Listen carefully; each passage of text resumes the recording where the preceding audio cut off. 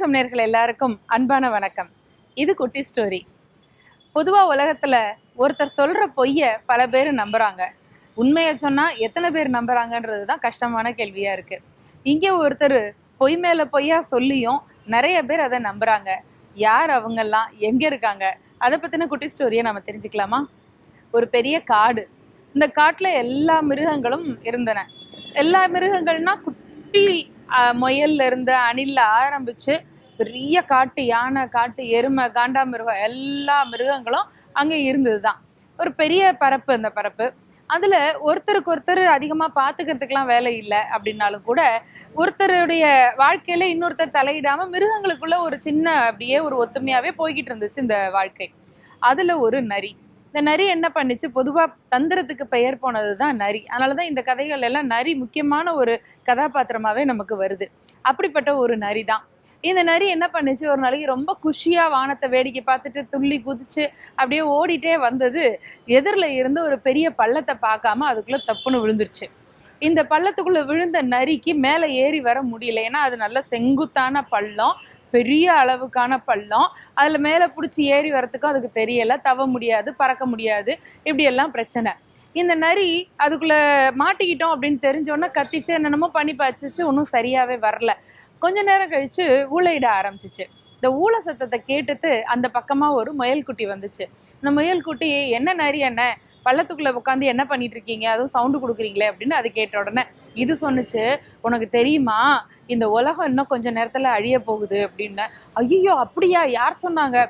எனக்கு தெரியும், எனக்கு முக்கியமான ஒருத்தவங்க சொன்னாங்க இந்த உலகம் கொஞ்ச நேரத்தில் அழிய போகுது.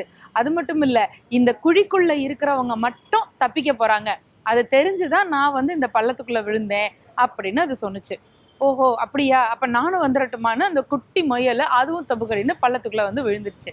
இப்போ நரியும் முயலும் பள்ளத்துக்குள்ளே இருக்குது. இப்போ இந்த நரி முயல்கிட்ட ஒரு விஷயம் சொன்னிச்சு.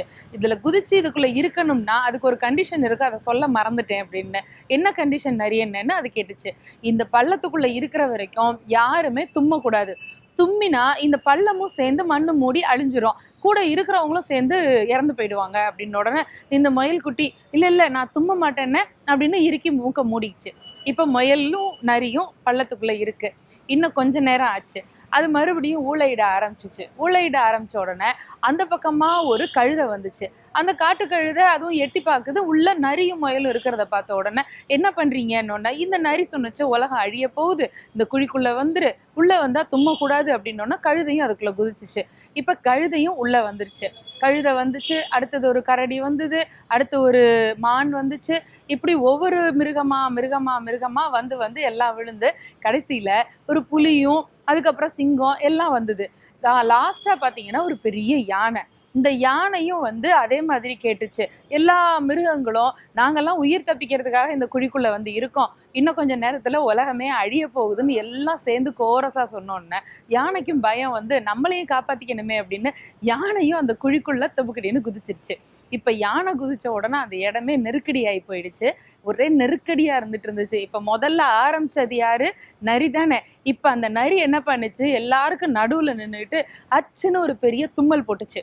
எல்லாமா சேர்ந்து அதை திட்ட ஆரம்பிச்சிருச்சு. இதுக்குள்ளே இருந்து தும்மக்கூடாதுன்னு தெரியாதா உனக்கு? நீ தானே சொன்ன எங்களுக்கு, எப்படி நீ தும்மலை? இப்போ பாரு பள்ளம் இடிய போகுது, மண் விழ போகுது, எல்லாரும் சாக போகிறோன்னு எல்லாம் கத்த ஆரம்பிச்சிச்சு. இந்த யானை என்ன தெரியுமா பண்ணுச்சு, கடைசியாக வந்தது இல்லை, இந்த தும்முனவன் இங்கே இருந்தால் தானே இந்த பள்ளம் மூடும் அப்படின்னு தன்னோட துதிக்கையால் அந்த நரியை அலாக்கா ஒரு சுற்றி தூக்கி வெளியில் போட்டுச்சு.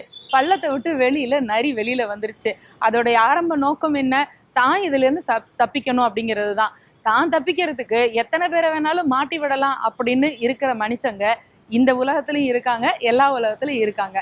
ஜாக்கிரதையாக நாம தான் இருக்கணும். சிந்திக்கலாமா? நன்றி.